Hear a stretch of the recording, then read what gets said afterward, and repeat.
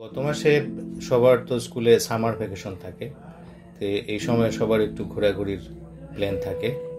তো সেই অনুযায়ী আমরা আমাদের ঘরের সদস্যরা, আমার বাবাকে এবার খুব ইচ্ছে, উনি দার্জিলিংয়ে যাবেন। ওনার বয়স তো একটু বেশি, 82 ইয়ার্স, তবু ওনাকে নিয়ে আমরা গেছি। আমরা ঘরের 4 জন আর আমাদের পাড়ার একজন পিসি, আমরা 5 জন মিলে ঠিক করলাম দার্জিলিং পাহাড়ে যাব। আমি আগে কোনোদিন ট্রাভেল এজেন্সির সঙ্গে যাইনি, তো এবার আমার এক ছাত্রী অপরাজিতা অ্যাড দেখেছিলাম মোবাইলে ট্রাভেলিস্কের, ওর সঙ্গে যোগাযোগ করে ট্রাভেলিস্কের কথা জানতে পারলাম এবং ট্রাভেলিস্কের সঙ্গে আমরা সেই প্ল্যানটা করলাম, কথা বলে নিলাম, দেখলাম ওদের অনেক রেটটাও চিপ আছে।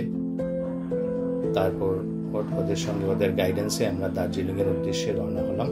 আমাদের প্ল্যান ছিল 3টে, দার্জিলিং, সিটং আর লেপচা জগৎ।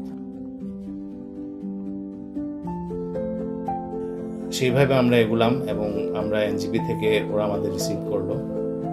তো পুরো ট্যুরে দেখলাম যে ওদের গাইডেন্স, তারপরে ওদের রেসপন্সিবিলিটিস, যে আমাদের আগে ছবি টবি দেখিয়েছিল ঠিক একই রকম ভাবে আমরা হোটেলগুলো পেলাম এবং হোটেলের সেই পরিবেশ, হোটেলের নানা আয়োজন, খাবার দাবার থেকে ঠিক করে লাঞ্চ, ব্রেকফাস্ট সব কিছুই খুব সুন্দর আয়োজন ছিল। ড্রাইভারটাও খুব আমাদের হেল্পফুল ছিল। তাছাড়া আমরা যেসব হোমস্টেতে আমরা থেকেছি ওরা সবাই হেল্পফুল এবং খুব অর্গানাইজড হয়েছে, খুব সুন্দরভাবে আমাদের আতিথেয়তা আপ্যায়ন করেছে।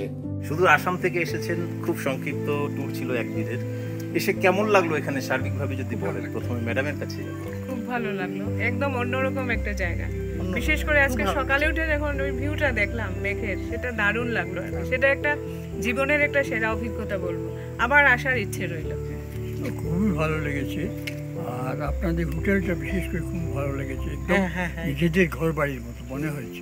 অনেক সুন্দর সুন্দর জায়গা আমরা দেখেছি, যেগুলো ট্রাভেলিক্স ঠিক করে দিয়েছিল যে এইসব জায়গাতে আপনারা যান, গেলে আপনারা খুব ভালো ভালো সেই সব জায়গা দেখতে পারবেন। দার্জিলিং অফবিট প্লেস, সিটং এবং যে লেপচা জগৎ, এগুলো অফবিট প্লেস এবং সেইগুলো এখনো অনেক সুন্দর।